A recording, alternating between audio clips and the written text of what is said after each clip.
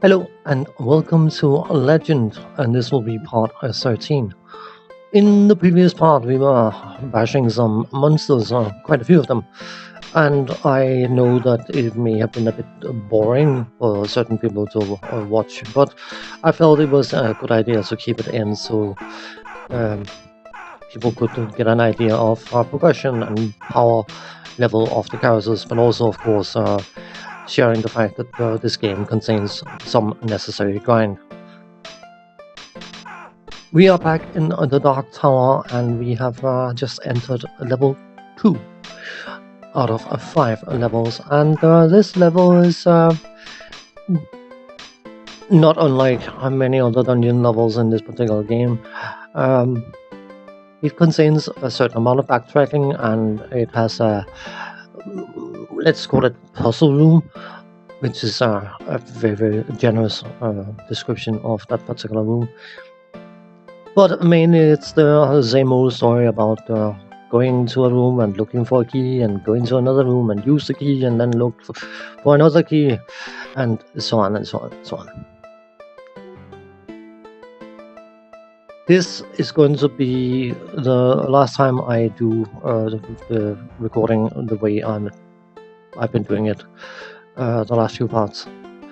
I finally came up with an idea that I think is going to be the better one going forwards, because I do intend to carry on with this game. It's going to be a bit sporadic in my releases of parts because of the convolutedness of this particular title. Bear in mind, it's been many years since I played this game, and I completely forgotten a majority of it, to be honest. And playing it now makes me realize just how shall we put it, how the designers were trying to get the most out of what they had, so to speak. I mean, for the player, of course, if you buy a game and you complete it in 2 hours, then you can shelve it and never play it again. That's expensive. But if you play a game that takes you a certain amount of time, I'm not going to put the amount of hours required for this particular title into some sort of speculation number, but you can do it in clever ways and you can do it in not clever ways, and I am beginning to realize that this particular title's way of giving you more time value for your money is borderlining being unclever and disrespectful of the player's time. But you will get to experience that. I do intend to go through this, as I said, and I will go through it, even if it means I'm crying my eyes out. I will carry on. Speaking of carrying on, I just want to put in showing what is not, it is the ultimate buff spell basically, because it covers all bases. You have to set up a spell that casts a spell on the caster himself. In our case, it's a him. It could have been a her. Thankfully, this game is generous enough to allow you to choose whatever gender you want. Not bad for a 1991 game, you could say. But you cast the different spells on yourself, and then you make an AoE component and make sure that those spells are cast around you.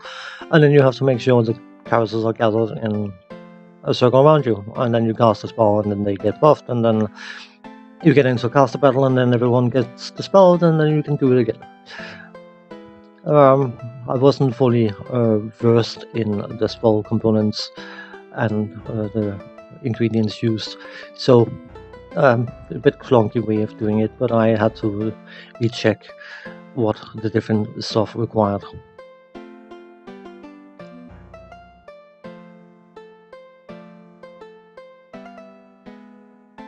So that was the self-buffing. Because, of course, if you only do the AoE, it's going to do an AoE. It's not going to hit the caster itself. So you need to make sure to have the normal cards first, and then AoE, and then the other effect.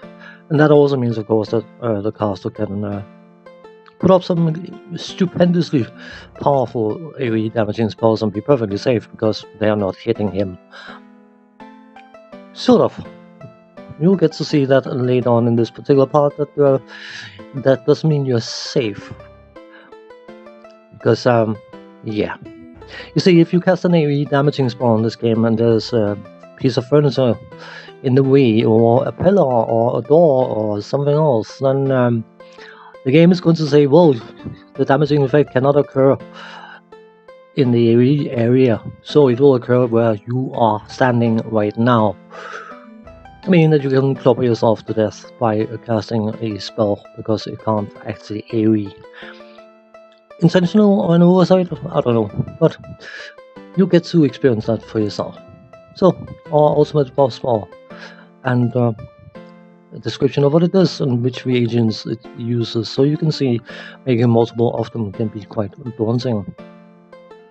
I should have showcased that aspect a lot earlier, but it's been shown now.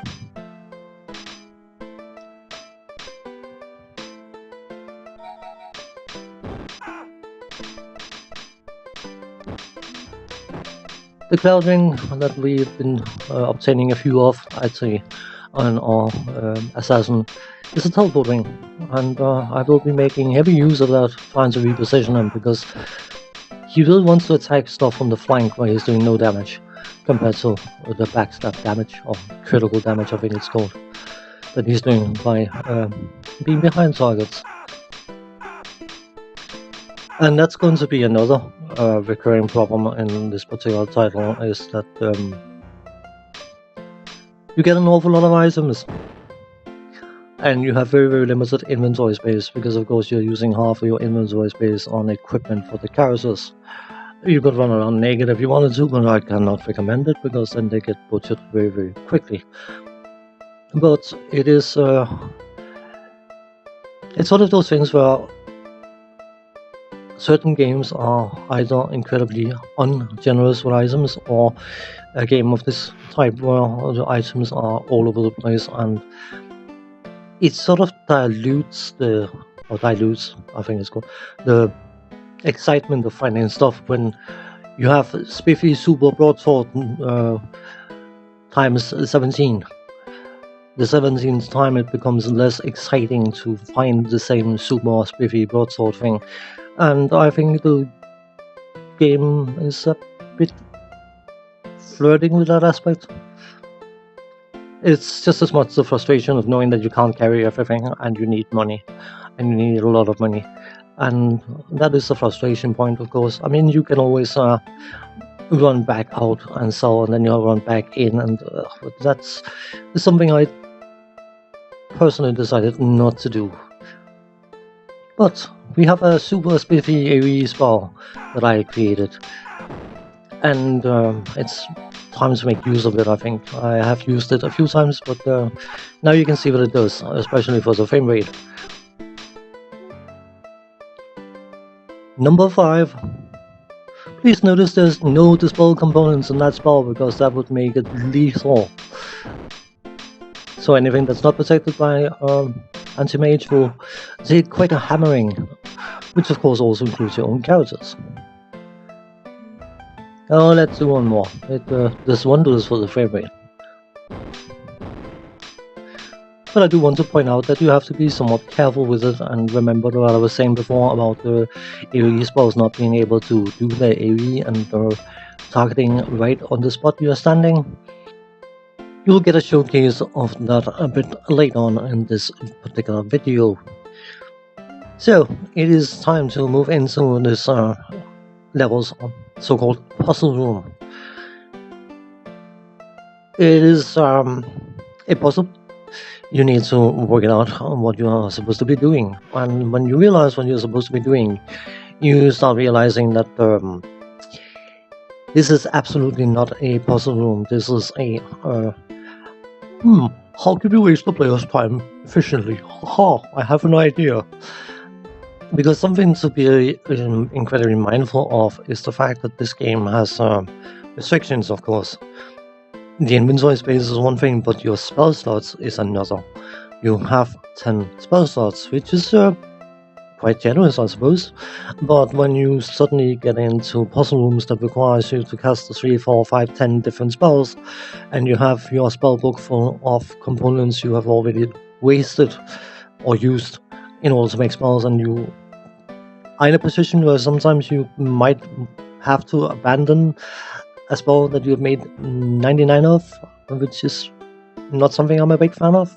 But we need to do a missiles around missile damage spell and fire at a specific spot so it triggers the damaging square thing, so it makes the pillar fire a bolt out. And we need to do that in order to open a door. Bear in mind, of course, there are 4 doors, so you can work out for yourself what's going to be happening in this particular area. It is very, very clever, as I will admit. Actually not. I think this is a complete utter waste of time, because lo and behold, now we have to go into our spell book, and now we have to compose a missiles around missile damage spell to open the second door, which is just complete and utter time wasting. There's no challenge in this. There's no daunting working out mechanics of this. This is just plain and simple time wasting. I'm going to be sounding like I'm incredibly critical about this game. I do like it. I need to emphasize, and I will probably emphasize 200 million times in this video series, that I do like the game. But it does some not particularly clever things. Well, they are clever, but they are not user-friendly clever, let me put it that way. So we do that, and I'm going to spare you from watching me making the spell 3 times in total, because of course now we need a damage, and now after that we need a damage to open the 4th door. Yeah. The time you spend solving the puzzle compared to the time you spend making the components or mixing the spells, whatever, the ratio is quite imbalanced, you could say. It takes you about 3 minutes to work out the puzzle, and it takes you about 8 minutes to make the spells. Yeah, well, I suppose. Anyway, onwards we go.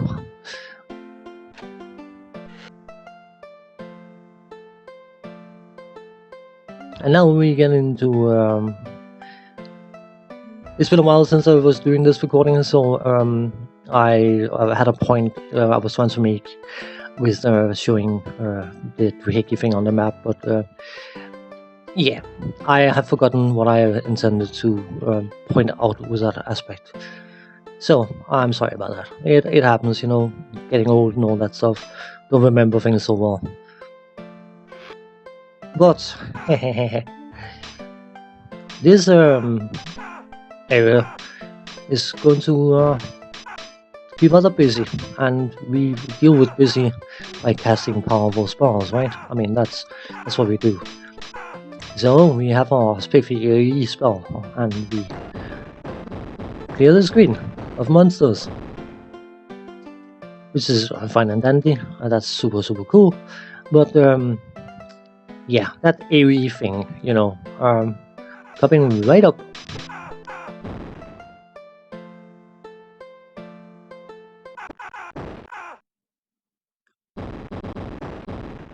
I think the phrasing is oops. Yep, I actually wiped out my own party, which is always good and funky. So, mainly I'm doing a map update, so you can see our progression. We need to get through, well, that's actually a shortcut going back, because of course, I mean, you get an awful lot of items, so I assume you were intended to go back out and sell stuff and come back and go, nope, I'm not doing that. So, another. I mean, it's doing its thing. We took out our troubadour in the process. I mean, her singing was horrible, so we made her shut up. But we have a wand of serpents, which you would likely think is something poisonous, but no. This is a resurrection wand, and we have now revived her. I think it's called Revival in this particular title. And in all honesty, I I haven't got access to that spell or to that spell rune yet. But once we get access to Revive, I am likely going to set up spells that just obliterates things around the castle, irrelevant of party friendly or not party friendly. Um, that's the conclusion I've reached with this particular title. That, you know what, efficiency counts for more. As long as I can resurrect the characters, there's no penalties of any kind. There's no loss of experience, no permanent loss of constitution, no anything of anything. Blah blah blah. Anything of anything. That's what I was trying to say, which was challenging apparently. So, I mean, if the castle's safe and you obliterates everyone around him, who cares? I mean, likely going to be what I will be doing a lot more of going forward. Obviously, if I can protect my party members, I will protect them, but I mean, if the Rune Master is capable of getting rid of the issues himself, and the others are just in the way anyway, I mean, we can resurrect them, then yeah, why not? One thing I wouldn't mention about this particular tower is the guy we're looking for is the Ancient's cousin, so you would assume he's some powerful Rune Master of some description. And those are golden cauldrons on the level. You can see different levels contain reagents, and some of them are actually quite generous. Not as generous as you could want, because the bags you get from them contain 25, 30, whatever individual components, but